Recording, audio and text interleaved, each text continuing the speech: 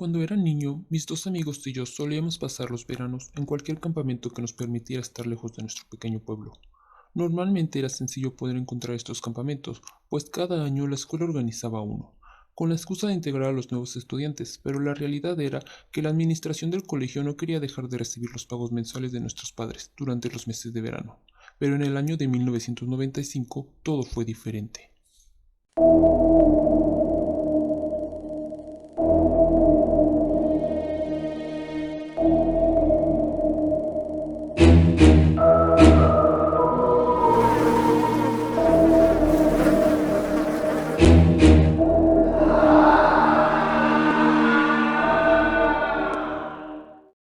El último campamento había sido un desastre. La tercera noche, mientras todos dormíamos, un grito de auxilio proveniente del lago nos hizo despertar.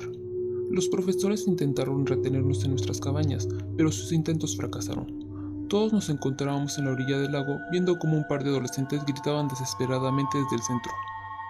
Algunos adolescentes del último año habían llevado a escondidas entre su equipaje algunas botellas de alcohol.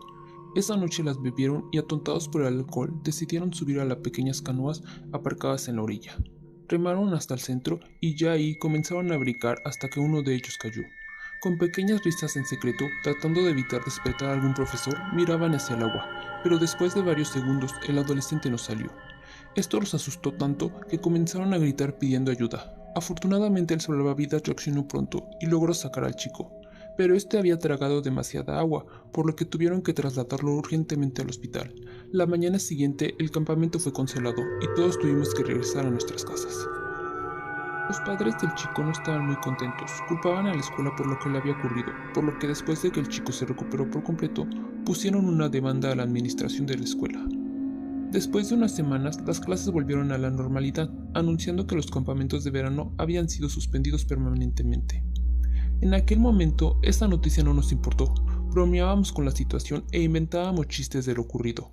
Pero cuando el siguiente verano se acercaba, el hecho de quedarnos en aquel aburrido pueblo nos asustó, por lo que comenzamos locamente a buscar una solución. El único otro campamento extra que existía en el pueblo era el que impartía la iglesia de la comunidad.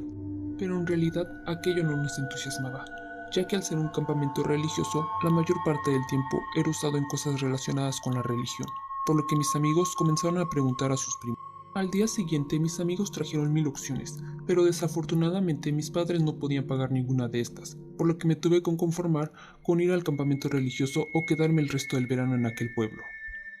Por solidaridad, mis amigos decidieron asistir junto conmigo al campamento religioso, argumentando que nosotros haríamos que resultara interesante. Pero justo en el último día de clases, cuando estábamos ya haciéndonos a la idea de que asistiríamos a aquel campamento, algo sorprendente sucedió. Al abrir la puerta de mi locker, una tarjeta cayó de él. Al levantarlo y leer su contenido, me alegré tanto. Se trataba de un campamento de verano, el cual, como se anunciaba en la tarjeta, tenía más de 30 años de antigüedad, pero era la primera vez que invitarían a los chicos de aquel pueblo. Lucía tan maravilloso. El lugar contaba con canchas de fútbol y alberca olímpica. Sí, era demasiado alejado de mi pueblo, pero lo valía. Más del 50% del tiempo era libre, lo que significaba que podríamos gastarlo haciendo bromas pesadas a los demás chicos. Además, era demasiado accesible, era incluso más barato de lo que había costado el campamento de mi escuela. Así que sin dudar de su procedencia, y haciendo caso omiso de que ningún otro chico hablara de él, me apresuré a mostrárselos a Carlos y a Guillén. No hubo ninguna necesidad de persuadirlos, pues al igual que yo, aceptaron sin hacer preguntas. El problema ahora eran nuestras madres. No aceptarían enviar a sus hijos al cuidado de algún extraño, por lo que planeamos decir que era la sugerencia de la escuela al haber cancelado el propio. Inexplicablemente, ella confirmó a nuestras madres todo lo que le habíamos dicho. Le dijo que debido al gran prestigio que tenía nuestra escuela, les habían pedido que se promocionara en nuestro pueblo, como reemplazo al suyo, y que con mucho gusto les enviarían toda la información requerida. Esto nos asustó un poco, pero al obtener los permisos de nuestras madres, olvidamos nuestros temores y corrimos a preparar nuestras maletas. El día que partiríamos llegó. Eran las 6 de la mañana y el camión nos recogería en la plaza del pueblo. Un clásico camión amarillo se estacionó justo enfrente de nosotros, pero a bordo únicamente se encontraba el chofer. Él argumentó que se debía a que era el primer pueblo en la lista y dijo algo como, siempre debe haber un primero, con una pequeña risita un poco aterradora. Mi madre estuvo a punto de dudar y no dejarme entrar a aquel camión, pero sin permitirlo, rápidamente nos subimos y después de aquello, el chofer cerró la puerta y solo vimos cómo las caras preocupadas de nuestras madres se hacían cada vez más lejanas, hasta perderlas de vista. Pasamos un pueblo y nadie se subió, otro más y lo mismo ocurrió. En el tercer pueblo, nuestros nervios se hicieron evidentes y comenzábamos a murmurar cosas como ¿a dónde nos lleva este loco? Hubiésemos investigado un poco más. Comenzábamos a sentir que nos apartaría lo más alejados posible del pueblo para después cortarnos nuestras cabezas. Y justo en un lugar alejado, en la nada, el camión se detuvo y... Un montón de chicos y chicas aparecieron de la nada y subieron al camión. Esto nos alegró y nos hizo volver a respirar. Después de unas horas más de viaje, llegamos al campamento. Tal como el folleto, el lugar era genial. Era verdad, el lugar contaba con canchas y una alberca olímpica. Los primeros días, todo nos hizo sentir como si fuera el mejor campamento al que hubiéramos asistido. Teníamos una cabaña exclusivamente para nosotros.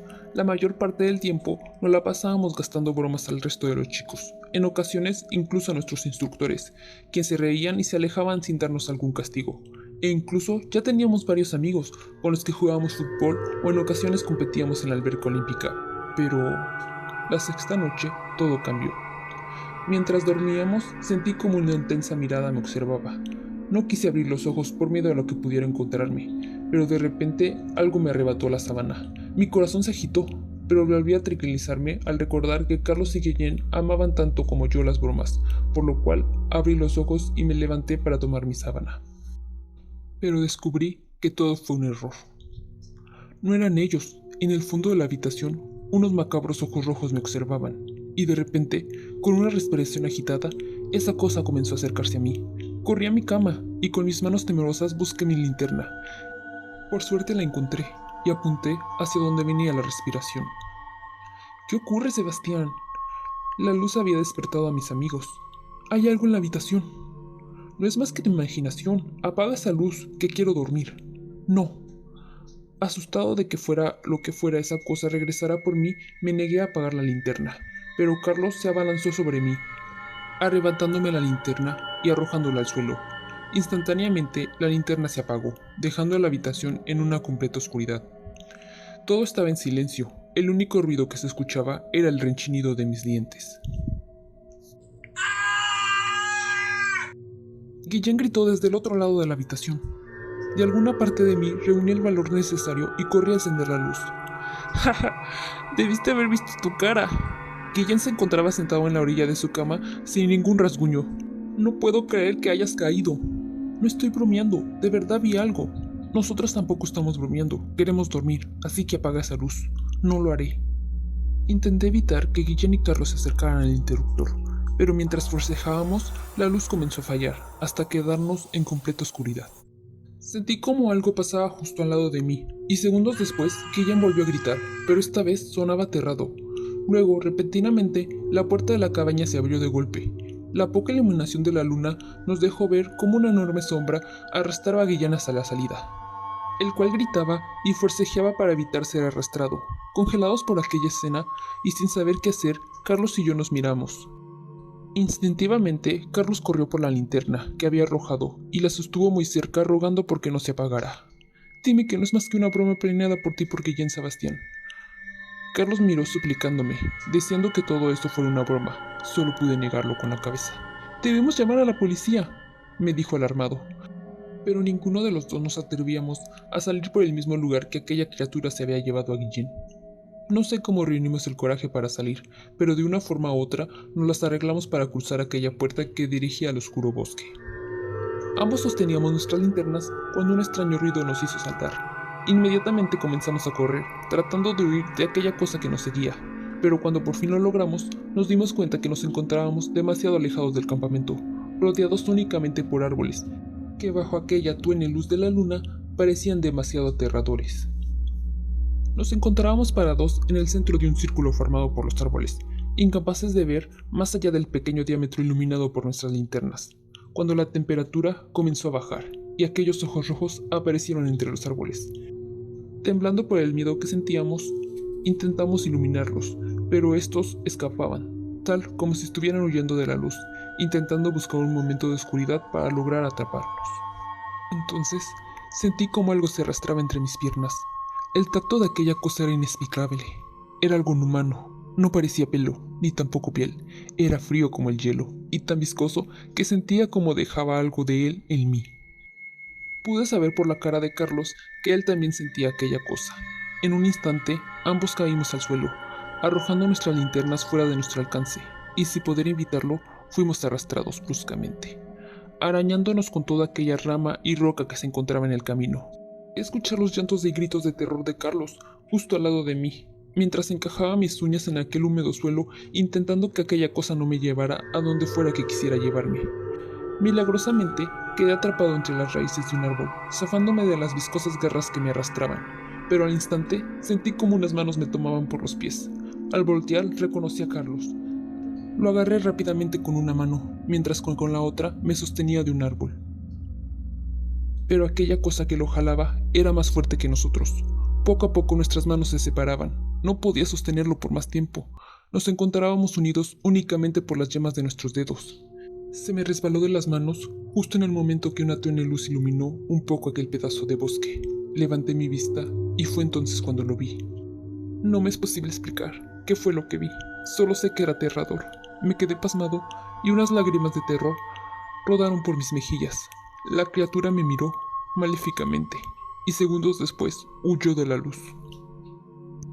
El llanto desesperado de Carlos me hizo reaccionar. Él no había visto nada. Aún se encontraba boca abajo, pataleando para evitar que la criatura lo llevara. Aquella tenue luz provenía de la luna. Aún se encontraba iluminándonos, pero sabía que esto no duraría, pues el cielo se encontraba repleto de nubes grises que en unos pocos segundos volverían a cubrirla, y aquella criatura podía sentirlo. Se encontraba vigilándonos entre las sombras, esperando que esto ocurriera. Decir nada, tomé a Carlos del brazo y comencé a correr. Este intentó golpearme, pero al instante reaccionó y corrió junto conmigo. A lo lejos se veía la luz de nuestras linternas. Podía escuchar cómo esa cosa se arrastraba atrás de nosotros. Corrimos más rápido, pero esas malditas nubes cubrieron la luna. Me lancé por la linterna y con la punta de mis dedos logré tocarla. En posición fetal, apunté la luz hacia mi atacante. Tenía mis ojos bruscamente cerrados, incapaz de abrirlos. Frente a mí había alguien parado. Podía escuchar su brusca respiración. Lentamente abrí mis ojos y vi parado justo a mí a Guillén. Al verlo, me llené de felicidad, pero mi felicidad se vio opacada al ver el estado en el que se encontraba. Su ropa estaba llena de manchas, de lo que parecía ser mezcla de sangre y lodo. Su cuerpo estaba lleno de rasguños, y en el lugar donde se suponía que debería de estar su brazo derecho, solo se encontraba la manga de su playera. Lo peor era su mirada. Estaba como perdida, y sus ojos se habían emblanquecido. Guillén, ¿qué te ocurrió? Intentábamos averiguar qué era lo que había ocurrido, pero no recibíamos ninguna respuesta, y de repente comenzó a gritar, señalando un rincón oscuro. ¡Ahí está! ¡Viene por mí! Carlos lo miró asustado, incapaz de entender, pero yo sabía a lo que se refería. Yo también lo podía sentir, yo también podía ver su mirada, yo también lo había visto. Sin pensarlo, le di una linterna a Carlos, y con Guillén entre nosotros comenzamos a correr. Corrimos hasta quedarnos sin aliento, pero nada parecía cambiar. Desesperado, Guillén se dejó caer, y entre gritos comenzó a golpearse la cabeza. Nos arrebató las linternas y las arrojó, haciendo que éstas se partieran en dos. Carlos me tomó fuertemente del brazo, y yo tomé a Guillén. Nuevamente sentíamos aquella cosa entre nuestras piernas. Esta vez comenzamos a correr, pero aquello fue más rápido, haciéndonos caer. No le permitiríamos ganar. Nos abrazamos de un árbol fuertemente, pero aquello no se rendiría hasta llevarse por lo menos a uno de nosotros. Nuestros nudillos se encontraban rojos, lágrimas de terror rodaban por nuestras mejillas. En cualquier momento nuestros brazos se rendirían. Volteé a ver a Guillén y este con una mirada en blanco se soltó. En ese momento fue jalado bruscamente por aquella cosa, dejándonos a Carlos y a mí. Justo frente a nosotros pudimos ver unas luces. Nuestra salvación se encontraba solo a unos cuantos metros. Estábamos a punto de correr cuando escuchamos el llanto de Guillén.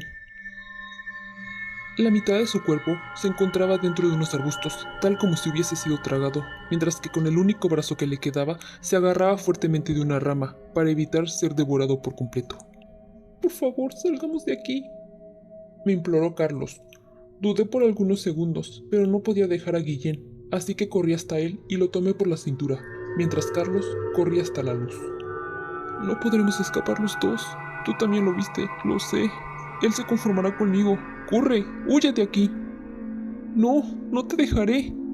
Más de la mitad del cuerpo de Guillén se encontraba dentro de aquel arbusto, y con un fuerte tirón lo arrebataron de mis manos, pero se detuvo justo cuando su cabeza iba a entrar. Carlos había logrado que una de las linternas funcionara, y con una mano temblorosa apuntaba hacia nosotros. Entre los dos jalamos a Guillén de aquel arbusto, y sosteniéndolo por la cintura corrimos hasta la luz. Era una carretera donde transitaban millones de automovilistas. Uno de ellos se paró al vernos y nos recogió, llevándonos con urgencia al hospital.